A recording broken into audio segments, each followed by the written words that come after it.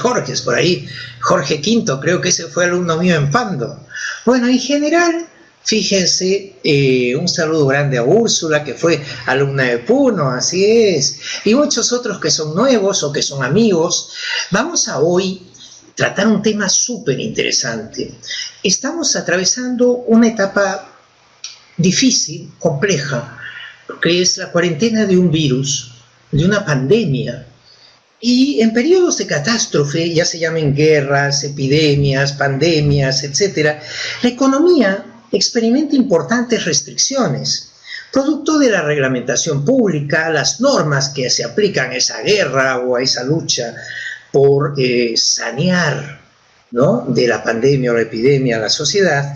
Se aplican medidas preventivas, paliativas, y los propios gobiernos se encargan de aplicar también estímulos y ayudas. La persona inteligente, yo eso siempre se lo digo a mis alumnos en clase, es aquel que es adaptativo. Quiere decir que ante un problema se adapta y lo supera a base de su ingenio, de su información, de sus modelos de toma de decisiones, de su capacidad de reacción. Mientras más inteligente eres, más fácil te resulta superar los problemas. Por lo tanto, el gran reto es, estoy en una cuarentena.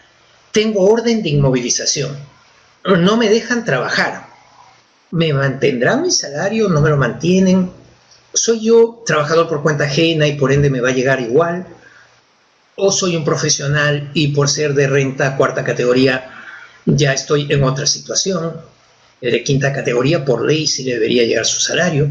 ¿Qué pasa con las micro y pequeñas empresas que viven al día a día y casi no tienen ahorros? Si cierran un mes entero, que es lo que ya está confirmado, vamos a estar en cuarentena porque se ha renovado el plazo hasta el 12 de abril. ¿Qué vamos a hacer para no pasarlo mal?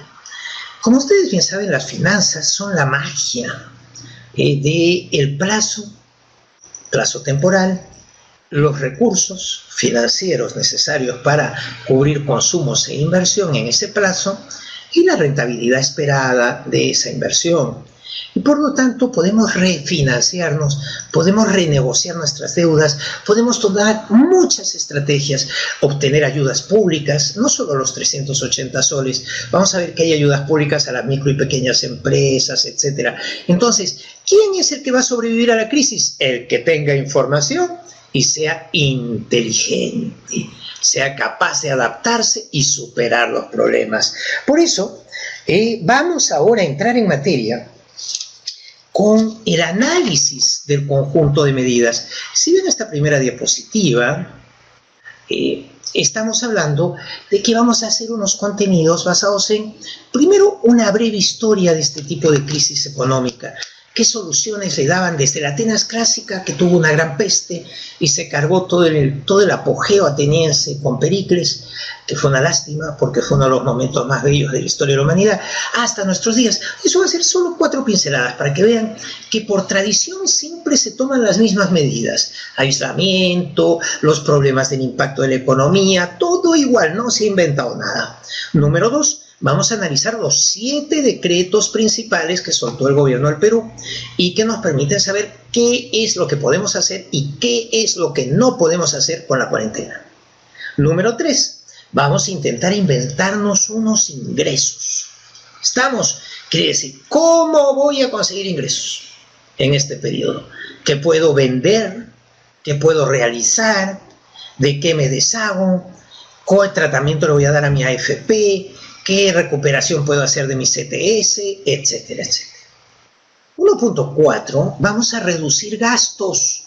Más allá de que podamos incrementar ingresos, lo que tenemos que hacer es reducir gastos en etapas como esta de profunda crisis, producto pues de una catástrofe humanitaria imponderable como puede ser un virus, una pandemia de las características del COVID-19. Estamos obligados a reducir gastos. El presupuesto familiar se achica. Miren, a mí me ha venido hasta bien, porque yo era mucho de ir al teatro, a conciertos, comer en la calle, y claro, es un ritmo de vida que exige un gasto. Y ahora, cuando estoy encerrado en mi casa, y lo más que hago es ver pues películas y leer y trabajar en mis investigaciones, pues mis gastos se han reducido de una forma escandalosa. Casi no gasto, solo gasto en alimentación. Entonces, el presupuesto familiar, ¿cómo lo debemos diseñar? ¿Qué debemos hacer con la tarjeta de crédito? ¿Cómo vamos a aplazar los pagos? Con muy buenas noticias, porque hemos tenido que añadir una diapositiva hoy, porque hoy mismo 3 grandes bancos del Perú han declarado que van a reprogramar deudas. Quiere decir, sin necesidad de refinanciamiento con mayores tipos de interés, etcétera. Y son los 3 principales bancos, como vamos a ver a continuación. Por último, vamos a ver en qué consisten las deudas. Saludos a todos los que van llegando. Sharon Mora, bienvenida. Las deudas es ¿cómo las voy a refinanciar? Las voy a reprogramar. Y vamos a conocer cómo funcionan los registros de morosidad en el Perú. Cuando te declaran insolvente, cuando te declaran moroso, cuando te meten en las listas de impagados y por lo tanto no puedes obtener más crédito, cómo te puedes salir de esas listas, etcétera, etcétera.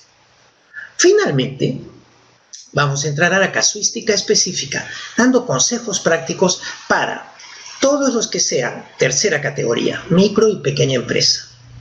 Todos los que sean quinta categoría, trabajadores dependientes, ideas claras de cómo salir adelante en este mes completo de inactividad. Y por último, de cuarta categoría, trabajadores independientes. Entonces, fíjense cómo es el esquema de trabajo. Buenas tardes a todos, a Susan también, a todos los que van llegando, a Roxana, a Eduardo. Miren, la idea es, primero vemos las cosas genéricas. ¿Por qué estamos en crisis? ¿Cómo habitualmente se toman estas medidas?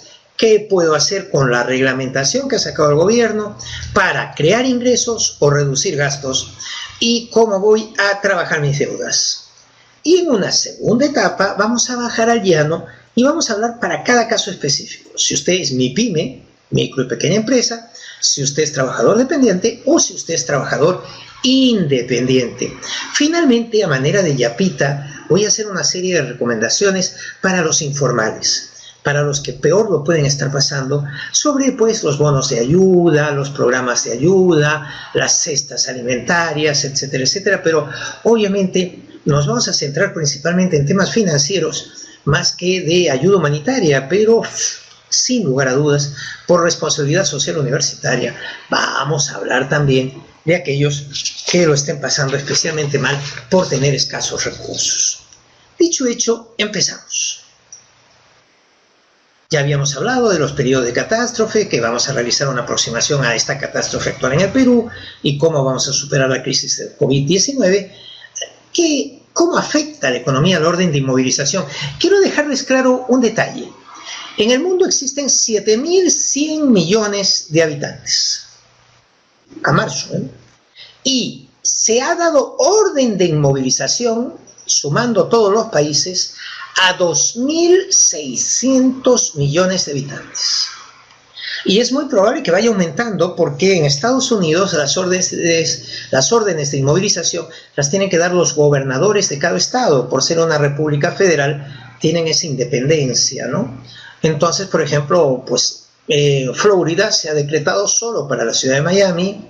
En el estado de New York, si es todo el estado, va variando en Estados Unidos, pero iremos sumando también muchos millones de habitantes de ese gran país a las órdenes de inmovilización. Por ende, vamos a informarles a cabalidad esos datos que nos permitan evitar la crisis o que el golpe de impacto sea lo más débil posible y que nos permitan reconstruirnos, eso que está tan de moda de llamar resiliencia, ¿no? Veamos pues. Para empezar, tenemos los artículos uno a uno de las distintas actividades permitidas por el Decreto Supremo número 044-2020, que aquí aparece, de Presidencia y Consejo de Ministros. Esto es lo que rige la orden de inmovilidad. Observen que lo primero que me dice es que todo el que trabaje en el rubro de alimentos, adquisición, producción, abastecimiento, esos alimentos, esos que trabajan en el sector alimentario, tienen que ir a trabajar. no van a estar inmovilizados. Se toman medidas, ¿no? Como que tengan mascarilla todos los clientes, hasta en los mercados municipales. Los clientes deben ir con mascarilla o no los atienden. Los proveedores y los comerciantes van con sus mascarillas. En supermercados grandes y medianos, como Plaza Vea Totus, te exigen lavarte las manos a la entrada y la salida, etcétera, etcétera. Adquisición, producción, abastecimiento de productos farmacéuticos, todo lo que sea medicinas, y en ese sentido se considera de primera necesidad en esta crisis sanitaria. También la asistencia a centros de salud, hospitales, clínicas deberían funcionar con normalidad. Por último, también tenemos garantizados los servicios de proveedores que sean para estos sectores que hemos mencionado. Asistencia y cuidado a personas y adultos mayores, niñas, niños, adolescentes, personas dependientes o con discapacidad. Quiere decir que si usted se dedica a asistir a ancianos, por ejemplo, en una residencia de la tercera edad, tendrá que seguir yendo a trabajar, porque son personas, se supone, lo que vela el decreto es porque esas personas no se queden pues totalmente sin asistencia, inasistidas. También las entidades financieras, compañías de seguros y pensiones, deben seguir funcionando para que haya un flujo de caja que permita a los ciudadanos tener disposición de efectivo para poder hacer frente a sus necesidades alimentarias y de subsistencia. También tenemos todo lo que tenga que ver con almacenamiento, transporte y distribución y venta de combustible. Gasolineras, refinerías, en el puerto cuando se trate de barcos petroleros, toneleros petroleros, etcétera, etcétera.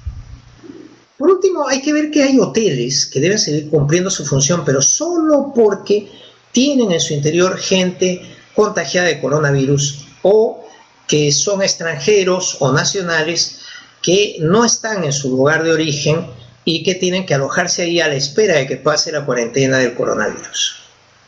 También la prensa y los medios de comunicación están excluidos de la inamovilidad y deben ir a trabajar. Y finalmente los call centers, los centrales telefónicas. Vamos al punto K, como pueden observar, serían los trabajadores del sector público. ¿Cuándo deben ir a trabajar los trabajadores del sector público? Cuando presten servicios necesarios para acciones relacionadas con la emergencia del COVID-19. Vamos a poner un ejemplo. Muchas municipalidades estaban prácticamente cerradas, casi sin personal. Y ahora el presidente ha dicho ayer que va a dotar 200 millones de soles que estarán totalmente operativos en las cuentas de las municipalidades el día lunes para que distribuyan cestas alimentarias a aquellos que en su distrito sufran de pobreza extrema. Entonces fíjense qué interesante, porque estamos diciendo que le debe llevar a ese pobre de pobreza extrema alimentos, una cesta de alimentos que le dure estos 15 días que vamos a ampliar la cuarentena. Entonces, en ese caso, la municipalidad tendrá que elegir una serie de trabajadores para que sí puedan prestar ese servicio de apoyo a las personas que sufren de la cuarentena y no tienen recursos. Finalmente, por ejemplo, en las municipalidades subcontratan en la mayoría de los casos, pero al personal de limpieza, recogida de basuras, todo eso tiene que seguir funcionando. Igual que agua, luz, teléfono, las compañías proveedoras de agua, luz y teléfono tienen que seguir funcionando. Excepto eso, todo lo demás no. Quiere decir que las universidades, los colegios públicos y privados tendrán que hacer teleeducación, tendrán que hacerlo con sistemas virtuales, las clases, como lo estamos haciendo ahora ustedes y yo. Y por otro lado, hay que alegrarnos de que en el Perú realmente el impacto del coronavirus, o como dicen los gringos, coronavirus, el coronavirus ha sido suave. Pese al dramatismo de estar hablando de 11, en este momento ya son 11 los difuntos en Perú, cosa que a todo el mundo le tiene que doler la muerte de un compatriota, y que tenemos ya como 600 afectados, es suave a comparación de en otros países porque hemos hecho la cuarentena a tiempo. Vamos a ver en primer lugar, que esto de las cuarentenas es lo habitual. Hagamos un poco de historia. Por ejemplo, la Atenas de Pericles fue la etapa de apogeo más grande, industrial y fabril de la antigüedad. Hacían cerámicas, esculturas, esas de Praxíteles carísimas, exportaban textiles finos, no exportaban aceituna, botijos de aceituna en cerámicas o aceite de oliva. Entonces, Atenas era próspera pese a ser un lugar muy inhóspito, muy rocoso, y no como Beocia, que está al lado, que es un vergel, pero ahí no había cultura. La cultura surge siempre en donde hay un reto, según el filósofo de la historia Arnold G. Toynbee. Entonces, fíjense qué interesante, pues al final, Tucídides, el gran historiador de la guerra del Peloponeso, nos cuenta cómo fue esa peste de terrible que mató a 1/3 de la población ateniense. Después de la Edad Antigua tenemos la Edad Media, en donde estuvo la famosísima peste negra, que es la peste bubónica, que llegaban las ratas de los barcos que venían de Asia.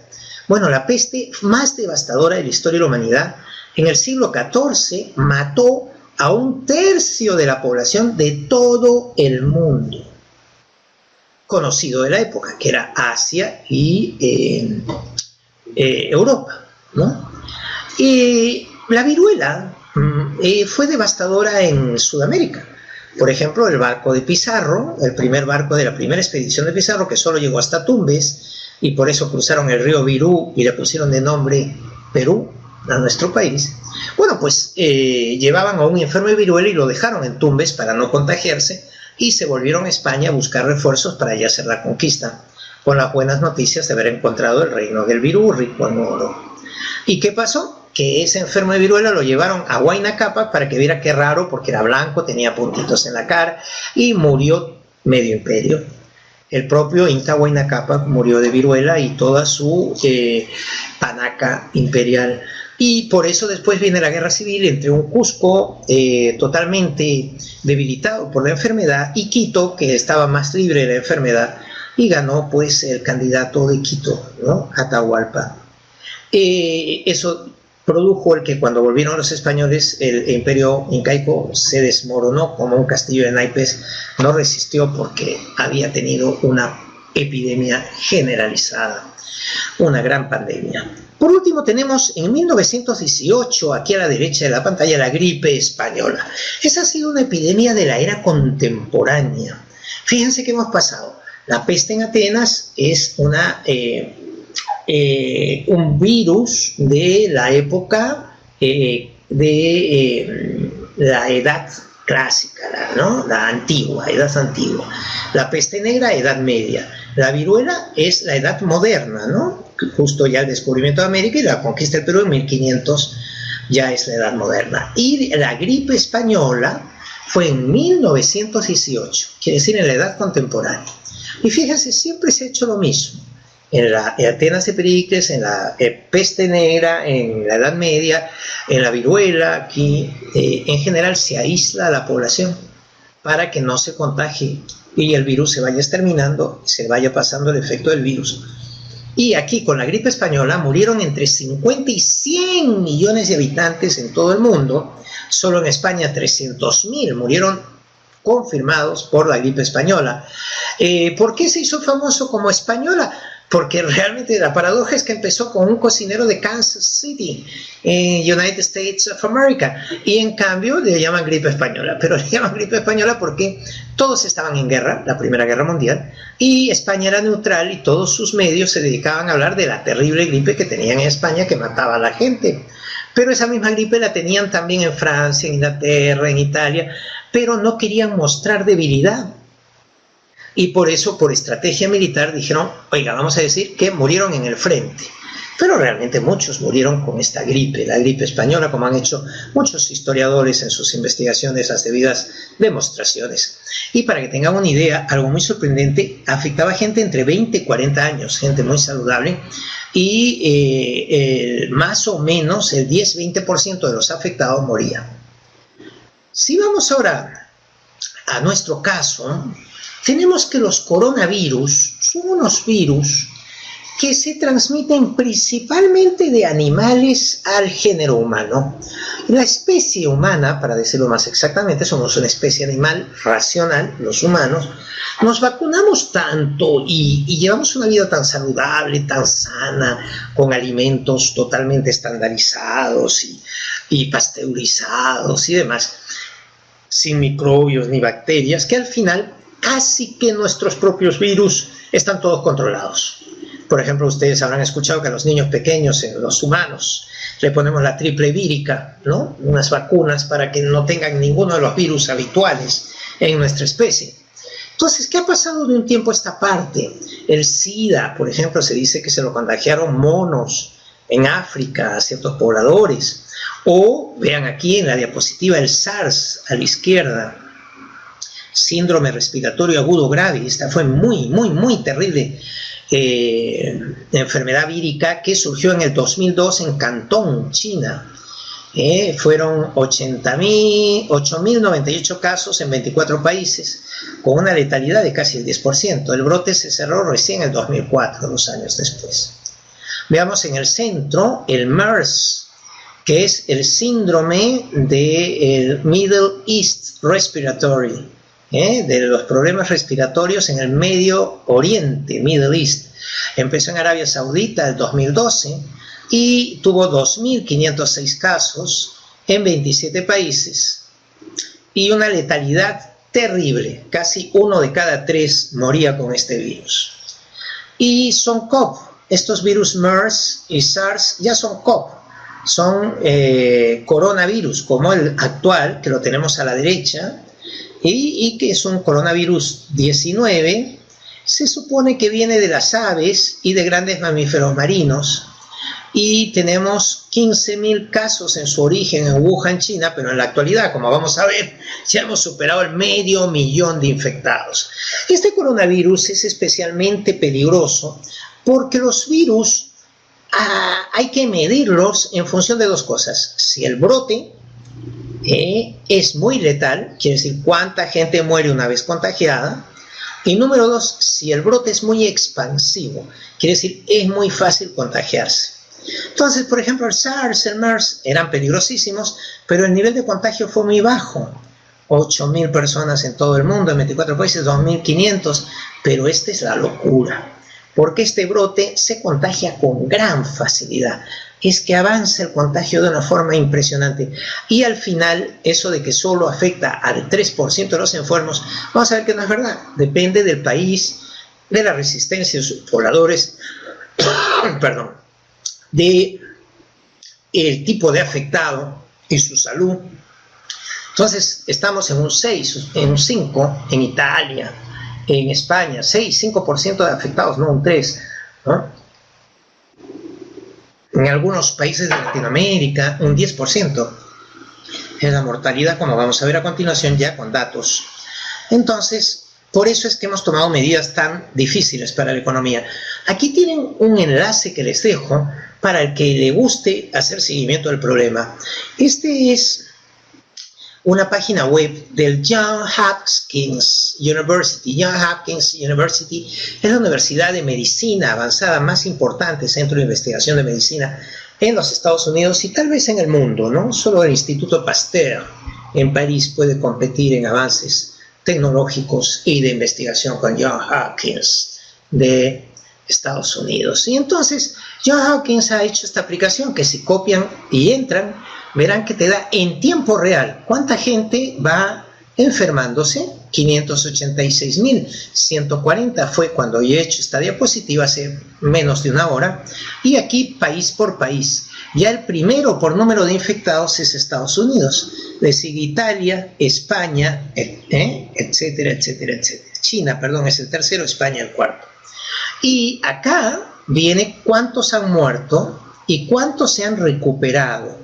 Miren, de 500.586.000 se han sanado 130.000 y han muerto por esta enfermedad casi 27.000 personas.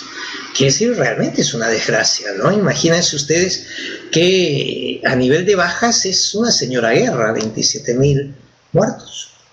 Entonces, ¿Qué debemos hacer en Perú, donde tenemos por ahora 11 muertos, 635 contagiados y tan solo 14 recuperados? Tenemos que cumplir con las normas legales que se han puesto para evitar que esto se llegue a mayores, porque en el Perú tenemos una planta hospitalaria muy deficiente, muy pocas camas de hospital, muy pocos recursos, por ejemplo 250 máquinas de respiración artificial, de asistencia a la respiración artificial. Entonces, imagínense, si se llega a enfermar mucha gente y tenemos que internarla, tendríamos que dejarlos morir. Fíjense, en España, que es un país de lo más avanzado, es la cuarta sanidad del mundo, por sanidad pública, de una gran calidad, un gasto enorme le representa a España eso, pues resulta que están dejando morir a la gente porque no tienen suficientes respiradores. ¿Qué sería en nuestro caso? Que en la sanidad pública solo teníamos 250, ahora se está haciendo adquisiciones de 150 más, y se está empezando a contabilizar los privados, que creo, tengo recuerdo más o menos en las 120 más. Pero de todas formas, es mejor no arriesgarse y no tener que utilizar todos esos recursos. Y por eso se han ido creando una serie de decretos de urgencia, decreto de urgencia 25, 26, 27, 28, 29, 30, 31. Ya no son el decreto supremo 044, sino unos decretos para adaptar nuestra situación. Y aquí los tengo, y lo único que les recomiendo a ustedes es el 26-2020, porque son medidas excepcionales y temporales para prevenir la propagación. Y después tendríamos el 28-2020, que son medidas en materia económica y financiera, que en eso nos vamos a centrar.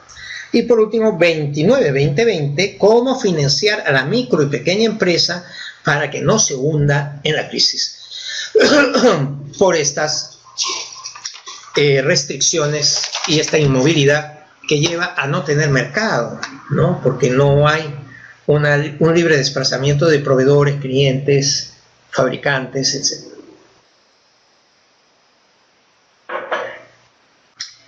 Vamos a empezar por ver nuestras soluciones al problema. Vamos, en primer lugar, a crear ingresos. ¿Qué puedo vender? ¿De qué me puedo deshacer? ¿Tengo AFP? ¿Qué va a pasar con mi AFP? ¿Tengo CTS? ¿Qué va a pasar con mi CTS? Etcétera. Entonces, lo primero que tienen que hacer es ustedes un diagnóstico de su situación. Podrían hacer así, como una tablita de doble entrada, poner aquí qué son mis ingresos, qué son mis gastos, y añadirle una columna que es cuál es mi patrimonio. Obviamente, si yo tengo, por ejemplo, de patrimonio 5 casas, y digamos que no estamos en la situación actual de inmovilidad, sino en una situación en donde uno tiene necesidades económicas, lo más lógico será que usted venda una casa y así incrementa sus ingresos, ¿verdad?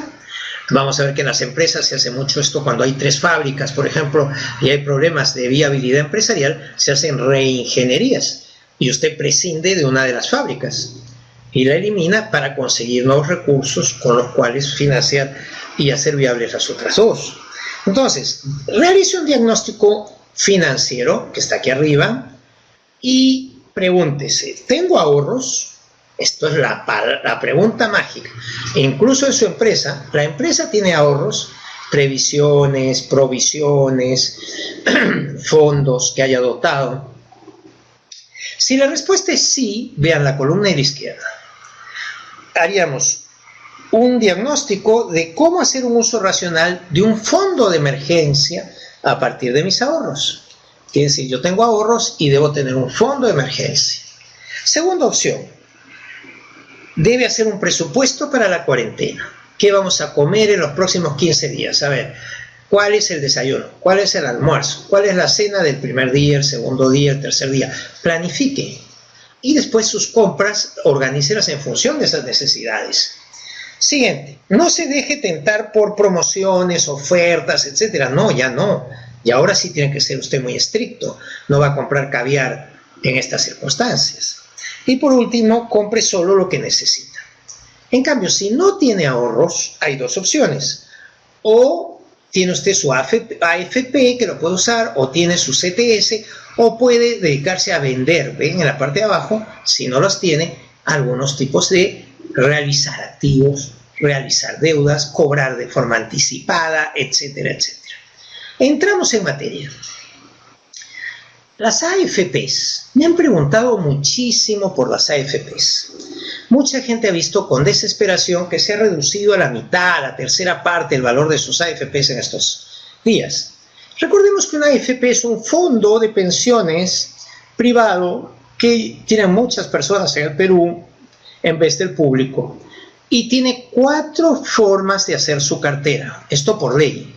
La primera forma sería muy estable, mínimo riesgo, es todo inversiones a corto plazo y se basa en principalmente bonos del Tesoro o bonos del Estado, deuda pública europea, deuda pública de Estados Unidos, deuda pública peruana.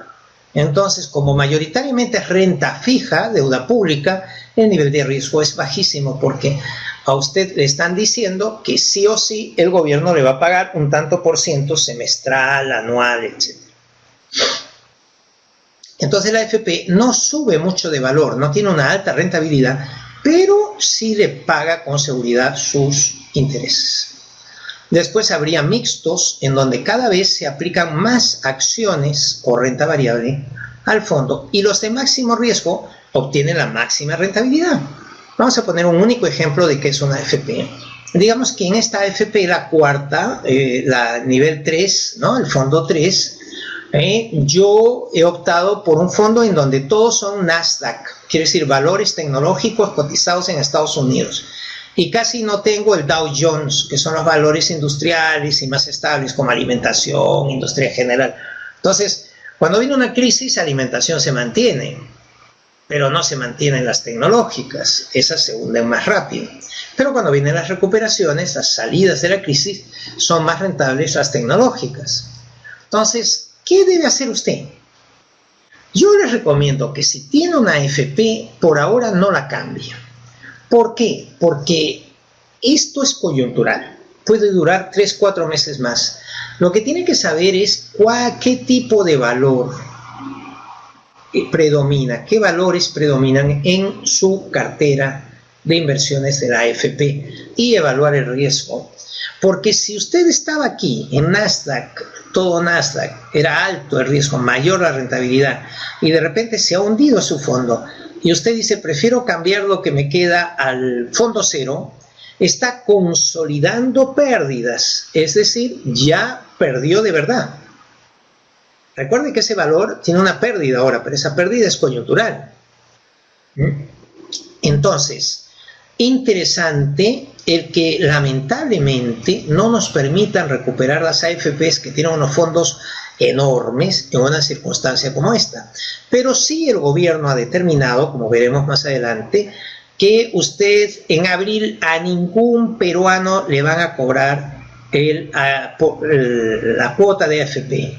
El importe correspondiente a su cuota de abril se le otorgará al trabajador y ya no se retendrá. Quiere decir, siempre nos retienen una parte de nuestros salarios o sueldos, ¿no? Para la AFP. Bueno, pues para el mes de abril eso nos lo van a dar en nuestra cuenta nómina para que podamos disponer de ello como una forma de subvención de ayuda a la crisis. Lo que sí nos están permitiendo retirar y muchos son las CTS. Entonces, las CTS siempre han tenido por ley una limitación importante, que es que si usted tiene un sueldo alto, normalmente le dicen, para retirar, solo puede retirar lo que exceda a 4 sueldos brutos. Vamos a poner un ejemplo. Digamos que usted gana 6.000 soles, que es un sueldo aceptable, bastante bueno. De esos 6.000 soles, lo multiplica por 4, son 24.000, como ve en la columna que dice CTS intangible, perdón, 24.000. Quiere decir, 4 sueldos brutos de usted por 6.000 son 24.000. Ahora usted ve su fondo, que sería la segunda columna, CTS depositada en el banco, y ve que son 30.000. ¿Qué es lo que excede de esos 4? Pues 6.000. Usted podría disponer hasta 6.000. ¿Qué ocurre? Que hay muchísima gente que tiene sueldos bajos en el Perú, muy bajos, Entonces el gobierno, consciente de eso, ha decretado como última medida que todos pueden retirar de sus CTS hasta 2.400 soles sin importar su volumen de sueldo. Entonces fíjense qué interesante.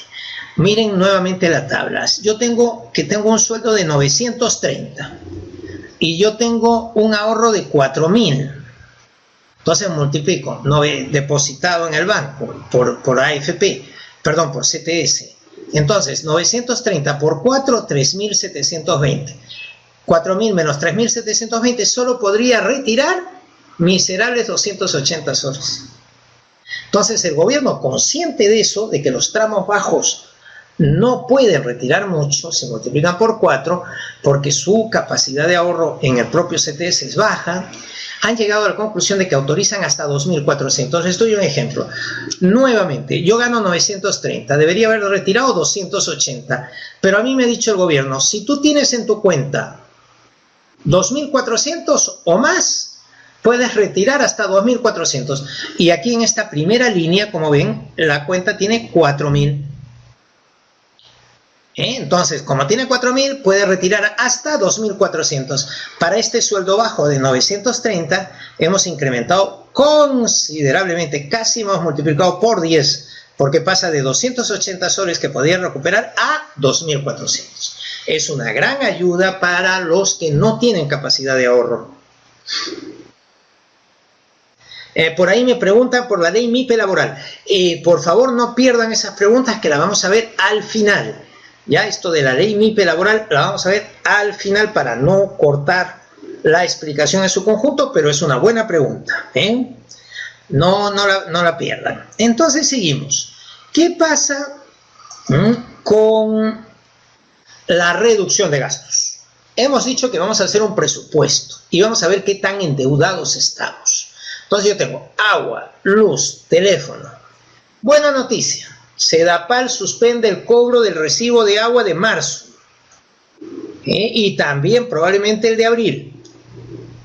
Y lo que va a hacer es prorratear el monto que tenía que cobrar en marzo a lo largo de 12 recibos mensuales, quiere decir a un año sin intereses.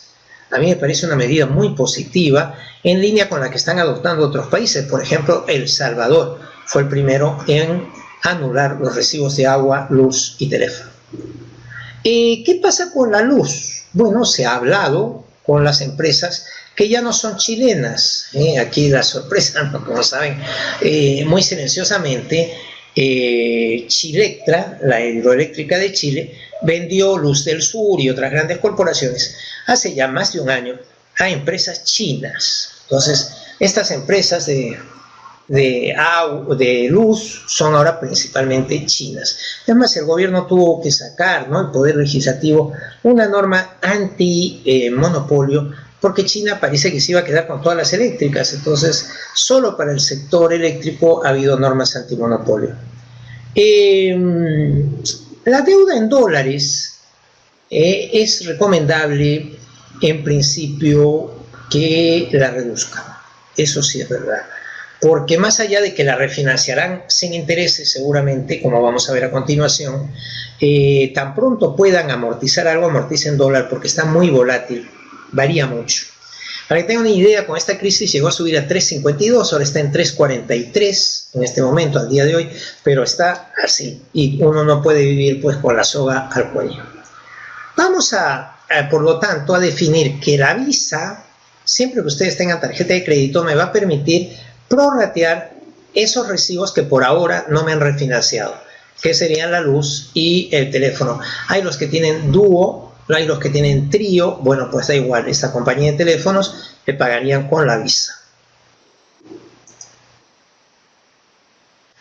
Ahora viene la buena noticia. ¿Qué pasa con las deudas bancarias? Tenemos que reducir los gastos de lo que se llama el servicio de la deuda, que es qué parte pago de principal, qué parte pago de intereses cada mes. Entonces, esté usted muy endeudado o poco endeudado, y hace pocas horas del día de hoy, el Banco de Crédito del Perú, Interbank y el BBVA han declarado que aceptan la propuesta del gobierno de reprogramar estas deudas. Recuerden, reprogramar no es lo mismo que refinanciar. Si usted le pide a su banco una refinanciación, le va a prorratear la deuda en nuevas cuotas, pero con interés, y suele ser un interés elevado. Aquí en la reprogramación le están dejando varias cuotas sin intereses. Entonces, esa es la buena noticia del día de hoy. Tienen que intentar, insisto, es la noticia del día de hoy, pagar esto sin intereses. Refinancien sus deudas. Por ejemplo, hay tarjetas de crédito muy distinguidas como la Diners, de Diners Club, que también está aceptando la reprogramación y no te cobra y te deja la cuota de este mes de marzo y la de abril a 6 meses sin intereses. Buenas noticias para reducir los gastos. Ahora vamos a ver, por último, el tema de las deudas. Vamos a ver cómo hay dos tipos de deudas. Las del crédito bancario, crédito corporativo y las demás. A ver, por cierto, a ver lo que me habían preguntado. Vamos a ver preguntas. Había una pregunta que me habían dicho, no quiero perderla porque la voy a apuntar ahora. Era una pregunta sobre sí, Humberto, ¿no? La ley MIPE laboral. ¿Qué pasa con los que están dentro de la ley MIPE laboral, ¿no? Respecto a esto que habíamos estado contando de qué iba a pasar con las formas que tenías, ¿no? De beneficiarte de tu CTS con la ley MIPE laboral. Y después también me preguntaban por aquí que si Telefónica no me permite pagar con tarjeta de crédito. Pues yo creo que sí, déjeme confirmarlo, pero yo creo que sí pueden pagar. Sí pueden pagar por banca móvil en Telefónica, y tarjeta de crédito yo creo que también, pero voy a revisar. Y por último, ¿desde cuándo se aplican las nuevas propuestas de reprogramación de estos 3 bancos mencionados? Es muy recomendable que usted acuda a su banco el día lunes, pero también es posible que ya esté operativo en sus apps, en teléfono celular o por página web el día lunes. Y en ese caso refinancien todo, pues, ¿no? El 1 de abril, me dicen. Perfecto, ahí estaba Jorge, que lo sabía mejor que yo. El 1 de abril. Bueno, entonces seguimos, por favor. Esta es una noticia muy nueva y yo lamento informarles que no pude estar muy bien informado de qué pasó con estos 3 bancos, porque yo estaba en la televisión hasta hace unos minutos en el programa Tengo algo que decirte con Lady Guillén. Entonces me ha distraído y no pude atender bien a esta noticia, ¿no?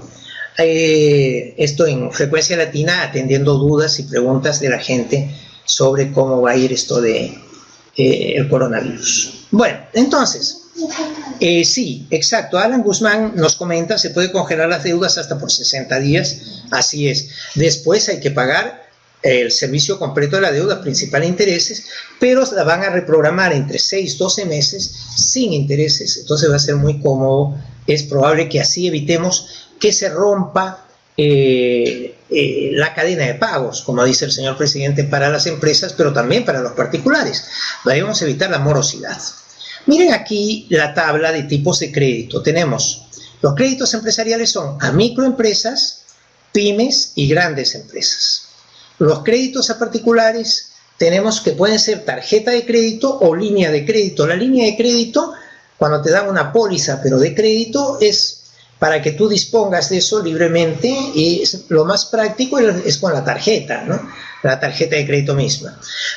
Aquí hay que tener mucho cuidado porque lo ideal es que sea no revolvente, quiere decir, usted paga unas cuotas que puede ser cómodas en muchos meses con intereses, porque el revolvente nunca terminas de salir de deudas, porque habitualmente por permitirte pagar la cuota mínima, que te pone tu tarjeta, cuota mínima del mes tanto, lo que está pasando es que lo que pagas es solo intereses y no el principal. y entonces al final acumulas una deuda impagable. Entonces mi recomendación siempre evitar los créditos revolventes y siempre estar en un crédito o tarjeta de crédito no revolvente. Pólizas de préstamo personal e hipotecarios. Ya saben, las pólizas de préstamo personal son para, pues, comprar un carro, es lo más habitual, ¿no? Y si no, los hipotecarios, que son también pólizas de préstamo hipotecario, en donde se ignora una casa, ¿no? Se presta como garantía al buen fin de los pagos mensuales.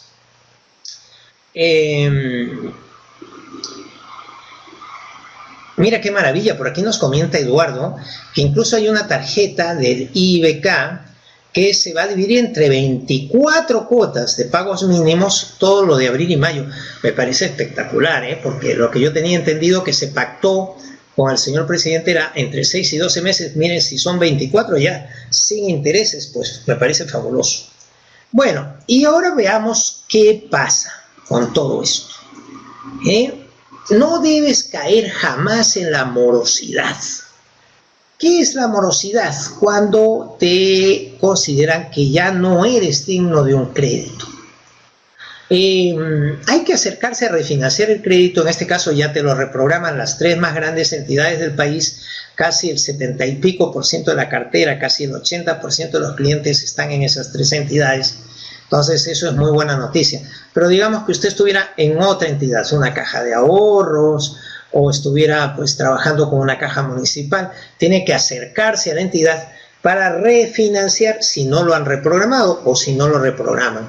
La diferencia es que al refinanciar pago intereses, al reprogramar no pago intereses. Segunda diferencia muy importante.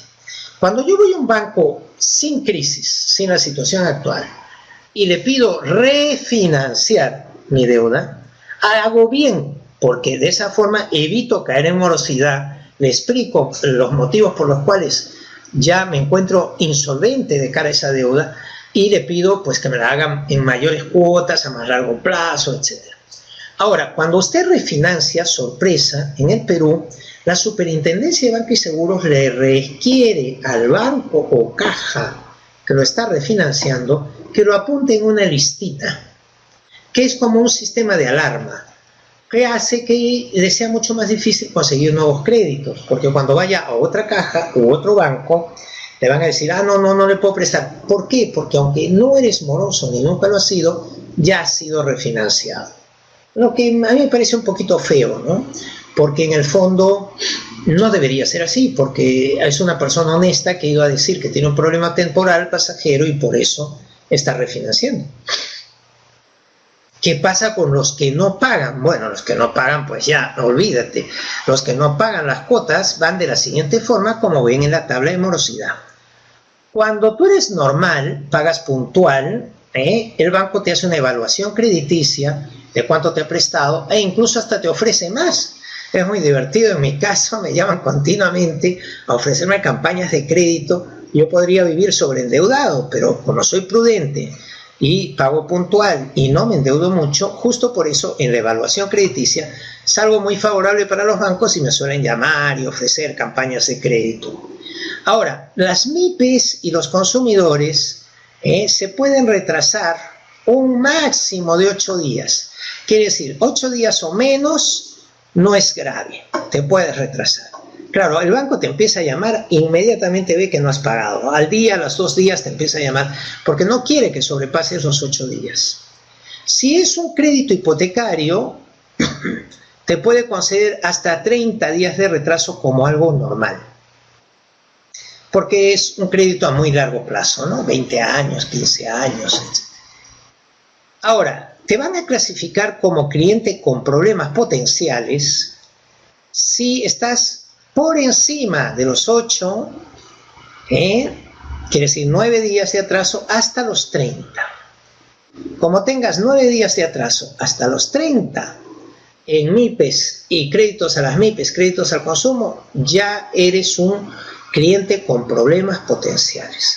Y el banco tiene que dotar el 10% de esa deuda, quiere decir congelarla en cuentas como si ya lo hubiera perdido, porque no puede trabajar ese dinero.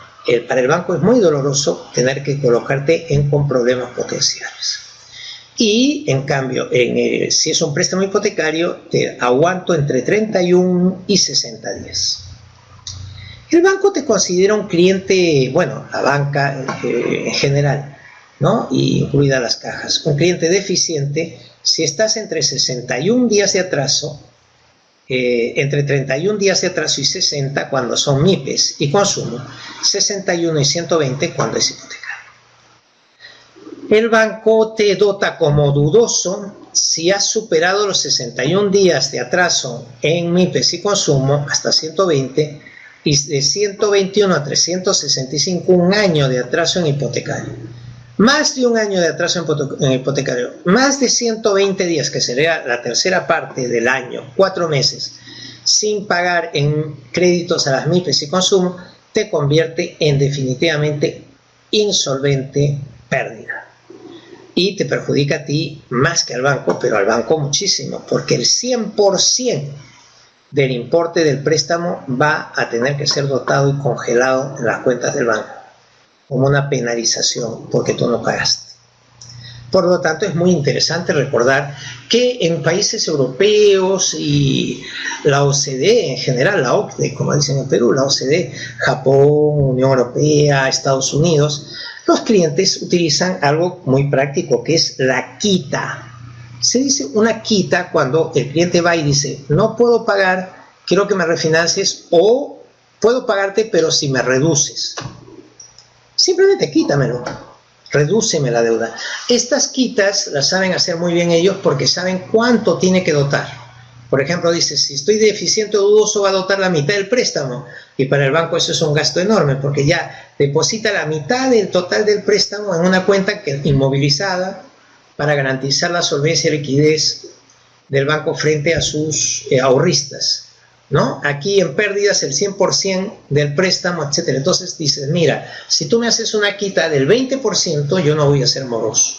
Y esas cosas se negocian con los bancos, ¿no? Por ahí me preguntan, todas estas preguntas, por ejemplo, si recomienda utilizar fondos mutuos, lo veríamos para el final de la clase.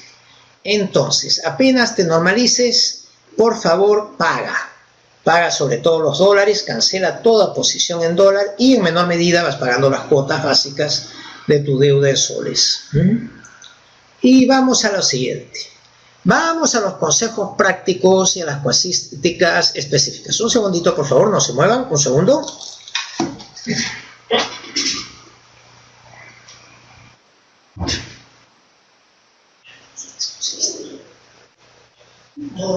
Si ya acaba la clase, tengo que contestar ahora. Ya. Muy bien, vamos con los consejos a medida. Con la economía paralizada y el aislamiento, vamos a ver qué debe hacer cada cual. Y por último, vamos a pasar a dudas y preguntas.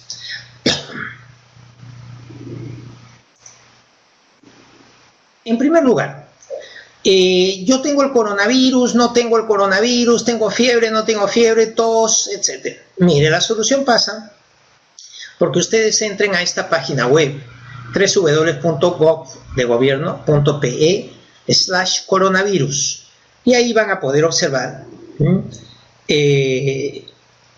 cómo se hace un autodiagnóstico, qué tipo de requisitos debes cumplir para llegar a la conclusión de que puede ser que tengas el coronavirus. Llegado el caso de que ustedes consideren que tienen el coronavirus o que son portadores, el paso siguiente es escribirte en la página web, mostrar tu caso y o en su defecto llamar al 113. Estas líneas suelen estar muy colapsadas, pero igual inténtenlo, llamar al 113, al 113 para lo que es el autodiagnóstico, si estoy enfermo o no estoy enfermo. Por cierto, para cobrar el cheque de los 380 soles, la ayuda a las rentas bajas que ha sacado el gobierno, deben llamar al 101, repito, 101.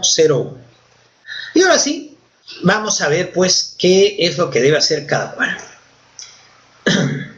Los sectores empresariales más afectados son, por ejemplo, los de exportación de harina de pescado y pesqueras en general, porque el 60% de las exportaciones se van entre China y Estados Unidos, e incluso más si sumas la Unión Europea.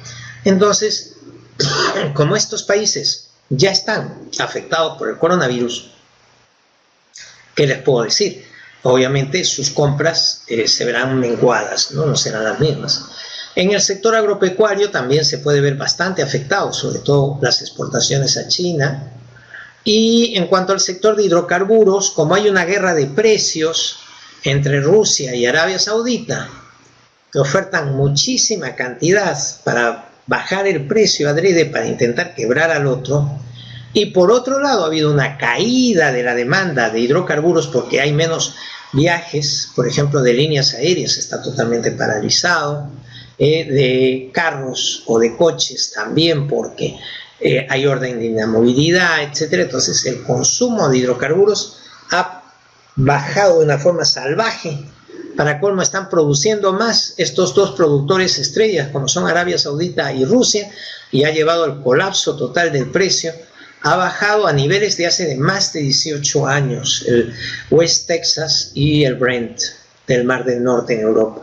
West Texas es la cotización del petróleo en Estados Unidos. Y según el informe reciente de Scotiabank, el efecto sobre el Perú del coronavirus se refleja principalmente en el tipo de cambio, que está más alto al momento de hacer esta diapositiva 3.52, pero insisto, hoy por ejemplo 3.43, ¿no?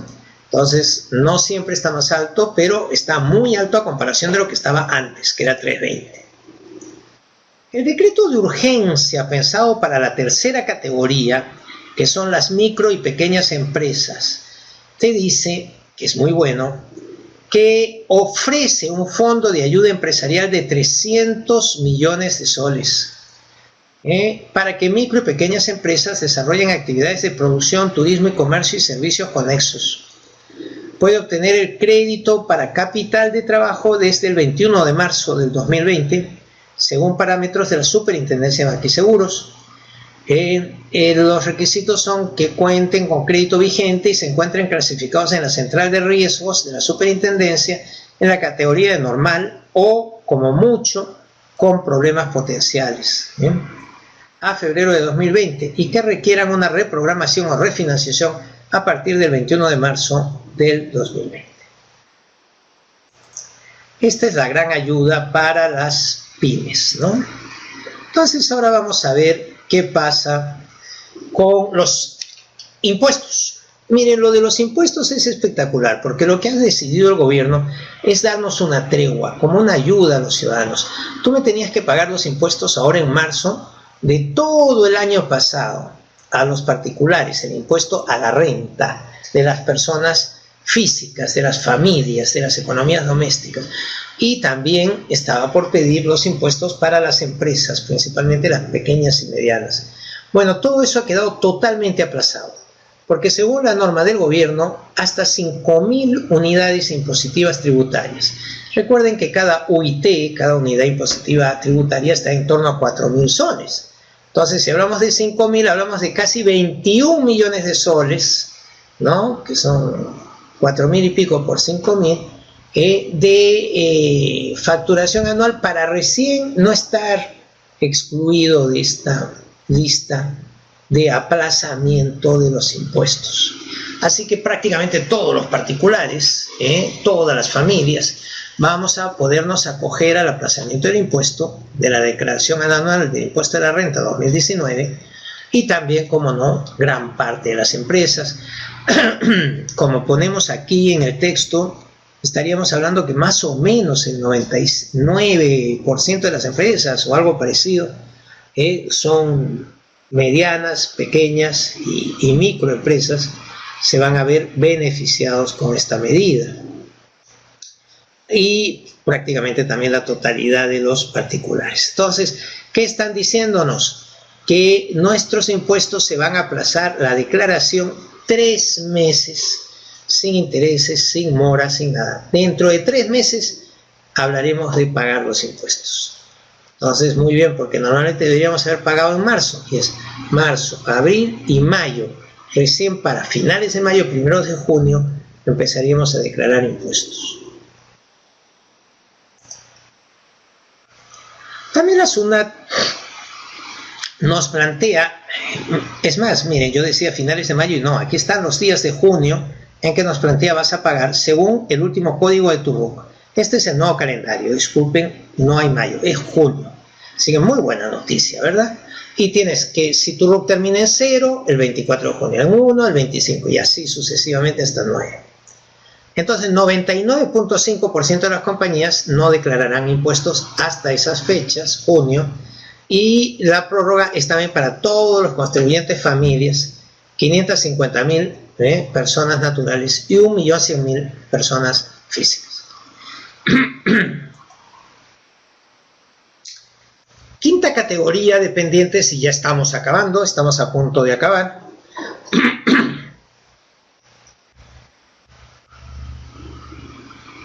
Sí, ahora veremos que las personas retiran su AFP. Claro, el problema es que no se está autorizando la retirada de AFP, solo te autorizan la retirada de CTS, como veremos más adelante, ¿no? Por ahí Jesús Salazar me ha ayudado, ve, 4.300 es la UIT al plazo actual. Gracias, Jesús. Entonces, ¿qué tenemos? En la quinta categoría, que son los dependientes, que serían los trabajadores por cuenta ajena, lo que se le está ofreciendo es que esta orden de inmovilización le permita seguir trabajando desde casa. En ese caso hablaríamos de trabajo remoto. También pueden pedir licencia con goce de haber y recuperación de horas. Esto de la licencia con goce de haber y recuperación de horas sería que usted determinaría con el empleador si de lunes a viernes, o yendo sábados todo el día, o yendo el domingo por la mañana a la oficina, o al restaurante o a la cafetería en la que usted trabaja, va a recuperar esas horas perdidas de estos meses. Y por último, muchísimas gracias. Y por último tenemos vacaciones. Pueden ustedes pedir vacaciones, por ejemplo en mi caso. Aquí me ven dando este webinar, pero lo hago por amor al arte, porque oficialmente estoy de vacaciones. Porque yo he optado por decirle a mi empleador que prefiero estar de vacaciones. Reducción de sueldo por tiempo limitado, ni a hablar, ni a vainas, pero alguno habrá loco por ahí que diga, prefiero que no me pagues y me tomo mis vacaciones sin paga, ¿no? Y licencia sin goce de haber por tiempo limitado, que es prácticamente lo mismo, no le llamas vacaciones, pero me voy de vacaciones pero no cobro, ¿no? Con lo cual no son vacaciones realmente, ¿no? Entonces, dicho todo esto, esto es importante para los dependientes. Recuerden que durante el estado de emergencia nacional o de aislamiento obligatorio, que oficialmente pone aquí la diapositiva, era hasta el 30 de marzo, pero recuerden que lo acaba de ampliar el señor presidente hasta el 12 de abril. Entonces, hasta el domingo 12 de abril, estamos todos inmovilizados y no debemos ir a trabajar, según vimos, ¿se acuerdan? En el decreto supremo que vimos al comienzo, que es el número 044-2020, PCM, Presidencia del Consejo de Ministros. Entonces, trabajo remoto no es lo mismo que teletrabajo. Teletrabajo es, por ejemplo, las teleoperadoras, los call centers o los trabajos a distancia, así considerados. Y entonces puede ser que el seguro social o que el sistema de seguro privado del empleador te cubra algunos accidentes domésticos. Entonces, para evitarse problemas legales, el gobierno ha optado por decir que lo que vamos a hacer desde casa es trabajo remoto, para que justamente sean los accidentes domésticos no tengan que ser cubiertos por seguros laborales. Mira, por ahí te dice Eduardo, yo sí voy a trabajar porque laboro en una entidad financiera.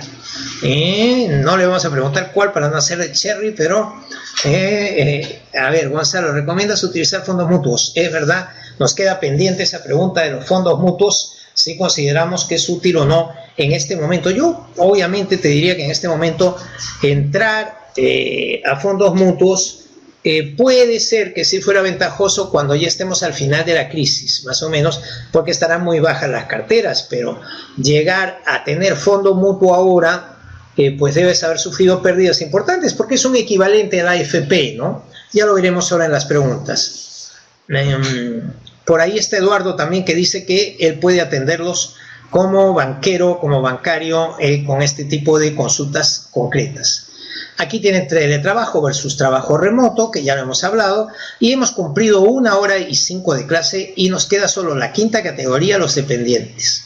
Subsidio de 35% para los trabajadores en planillas de las empresas que perciben hasta 1.500 soles. ¿Qué quiere decir? El gobierno quiere incrementarle el sueldo de esos 1.500 soles por un subsidio de hasta el 35%, que tendrá un costo cercano a los 600 millones de soles. Recuerden que el gobierno está soltando muchísima plata para evitar justamente el que se rompa la cadena de pagos, el que pare aún más la economía de lo que ya está parada, etc. Las utilidades generadas por las empresas tienen que distribuirlas a los trabajadores y a los accionistas, no pueden dotarlas como un fondo de urgencia, como estaban pidiendo, y incluso en muchos países lo están estudiando, como Chile. Recuerden que hay países más conservadores que el nuestro, que están haciéndole mucho daño a su población. Por ejemplo, el presidente de Brasil, Bolsonaro, ha decretado que estos 4 meses que van a tener ellos de cuarentena, que las empresas son libres de despedir o no a sus trabajadores y de pagarles o no pagarles, así, punto. Con lo cual va a dejar a un montón de gente en la pobreza, ¿no? Y con problemas muy graves. Entonces, por último, facúltese a la SUNAT a efectuar las devoluciones de oficio. ¿A qué se refiere el artículo 5 de la ley? Miren, estas devoluciones de oficio siempre se hacen a mediados de año, ya hacia junio, julio. Entonces, lo que le está diciendo el gobierno es: acelera a los que han pedido devolución, mientras se las puedas devolver, devuélvele a los independientes, a la 4ª categoría exclusivamente, porque como ellos no van a poder facturar como abogado, médico, notario, no van a poder facturar en estos 2 meses, casi no han facturado entre marzo y abril, quiero que le devuelvan los impuestos como otra forma de ayudarle financieramente, le devuelvas lo antes posible. Finalmente, recordarles que se hará otra ayuda de 380 soles a otras 800.000 familias o personas vulnerables. Recuerden que ya se había hablado de casi 3 millones en la primera tanda. Entonces, a esa primera tanda de los 3 millones hay que repetirle la ayuda para estos 15 días, porque los 380 sería el equivalente a una quincena. Entonces repetirán 380 y aumentarán otros 380 de ayuda para las familias que no recibieron. Conclusión. De las preguntas que me han hecho, paso a contestar. La ley MIPE laboral, respecto a qué va a pasar con las formas de beneficiarse de la CTS. Sí se puede beneficiar de la CTS el trabajador, siempre y cuando se haya contado a razón de 15 remuneraciones diarias por año completo de servicios. De forma que si usted alcanza un máximo de 90 remuneraciones diarias, para lo que es la pequeña empresa, sí podrá recuperar la CTS. Es decir, se le paga 15 remuneraciones diarias en 2 oportunidades semestrales, en mayo y en noviembre. Esto es lo que viene en la norma. Entonces, olvídate ya de eso y piensa que tú tienes tus 2.400 a los que te puedes acoger por ser un decreto de urgencia extraordinario. Y si es microempresa, no corresponde el pago de CTS. Lamentablemente no corresponde. Y la tarjeta en Telefónica sí se puede pagar con tarjeta si lo hace usted a través de banca móvil, con BCP, Scotiabank, BBVA, Pichincha, Banco de la Nación. También con la app de Mi Movistar Hogar en Android y Apple. Esto ha sonado hasta publicidad, pero no lo es. Es la respuesta a una pregunta. Decirles que son las 6:10 prácticamente. Hemos estado casi 1 hora y cuarto juntos porque hemos empezado 5 minutitos antes. Para mí ha sido un gusto hacerles ese esquema. Recuerden, cosas interesantes. Para los que son informales y lo están pasando especialmente mal, tienen los 380 soles de ayuda. Búsquenlo en gov.pe/coronavirus. y tienen que meter su DNI. Yo me quedo en casa. ¿Perdón? Yo me quedo en casa. Ah, perdón, es con yo me quedo en casa, es verdad. Este que estaba diciendo es para ver si estás enfermo. Se meten en yo me quedo en casa y cuando entren ponen su número de DNI, sus datos y les va a aparecer si pueden obtener esos 380 soles o no, si son informales y no tienen ingresos. Entonces, si aparece que sí tienen, pero no dice dónde lo van a cobrar, es que aún no le han dotado el fondo, le han reconocido el derecho, pero no le han dotado el fondo. No debe ir usted a ningún banco ni hacer ninguna cola, sería un error. Tiene que esperar a que en la página web aparezca en qué banco es pagadero. No se van a ir a ustedes a una cola gigante en el Scotiabank y después resulta que era pagadero en el BCP. Entonces tienen que esperar, lamentablemente. Segunda cosa, tanto los de 380 segunda tanda como los 380 nuevos, que son las 800.000 familias. Segunda cosa importante, recuerden que tienen el 101 para consultar si son objeto de ayuda o no. Y algo aún más interesante, a partir del lunes las municipalidades del Perú van a tener dotados 200 millones de soles en ayudas que le ha dado el gobierno para que repartan canastas de víveres. La gente se nos está loqueando. Hoy en el programa de la televisión en el que participo como asesor de temas financieros, que es Tengo algo que decirte, con el de máxima audiencia de las tardes de Frecuencia Latina, con Lady Guillén, pues resulta que la gente me decía, estamos aquí en San Juan del Lurigancho, en el mercado, preguntando por las cestas y no hay cestas. Miren, no se precipiten. Los 200 millones son operativos a partir del lunes y no necesariamente van a tener cestas el mismo lunes. Tendrán que esperar a ver qué dice cada municipalidad distrital respecto a cómo va a repartir esas ayudas. Lamentablemente es así. Entonces no hay que precipitarse, es igual que ir a pedir los 380 soles a cualquier banco, es perder el tiempo. Tienen que verificar los datos previamente. Esto los informales que necesiten ayudas extraordinarias. También un truquito, por favor. Si ustedes no aparecen en ningún censo de los 380 soles y son informales, esto lo hacemos por responsabilidad social universitaria, esta idea, ustedes deben ir a la posta médica más cercana a su vivienda y hablar con el médico, empadronarse y que el médico haga como si ustedes los esté incluyendo en el padrón. Es la única solución porque no hay trabajadores sociales en número y abundancia tal como para que, y tampoco servicios sociales municipales o públicos que los pudieran registrar ahora. El único que puedes hacerles ese favor es el médico de su posta médica. Por último, una recomendación al gobierno.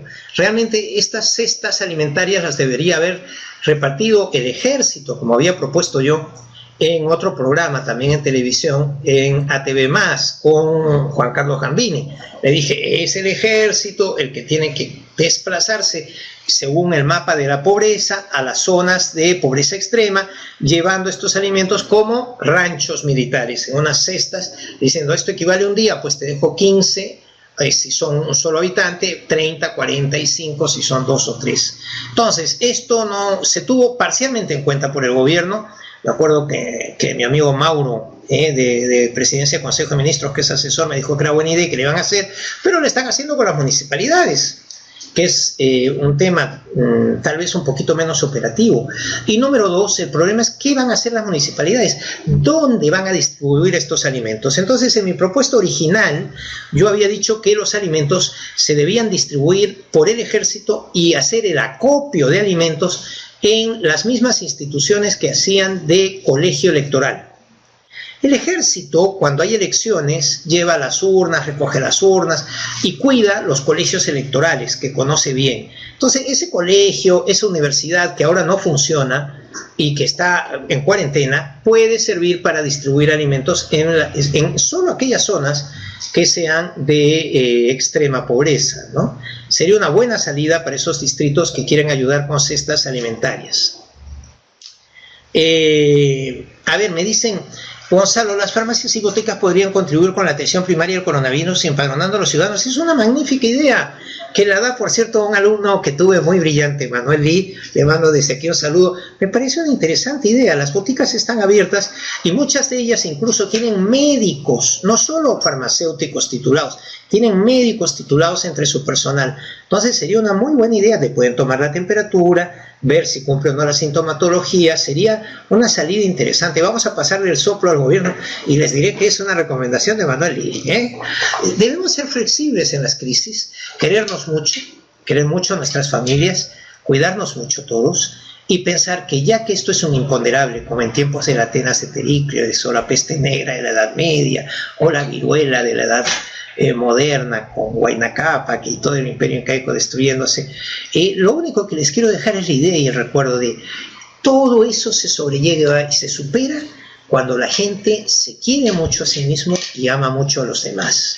Entonces manténganse unidos, no pierdan la esperanza, usen la información para buscar salidas siempre y cualquier duda me escriben al Facebook gonzalo.alegriavarona, que yo estaré encantado de, en ese sentido, pues en la medida de lo posible, ayudarles. Cualquier otra pregunta que haya quedado también, porque han habido tantas, han pasado muchísimas y no podemos alargar más la transmisión. A todos un gran saludo, todo el cariño del mundo y ya saben, en Centrum, PUC, la Escuela de Negocios de la Pontificia Universidad Católica, hacemos lo posible para que el conocimiento sea útil y sirva para que prospere el Perú y cada uno de ustedes en justicia, con esfuerzo, pero con la gratificación de saber que el trabajo, cuando está bien hecho, es bien pagado por el mercado. Saludos a todos y muchos éxitos. Hasta luego. Estimados participantes, agradecemos a cada uno de ustedes por su activa participación y motivación. Asimismo, agradecemos al profesor Gonzalo Alegría por la presentación del día de hoy. Que tengan muy buenas noches. Muchas gracias.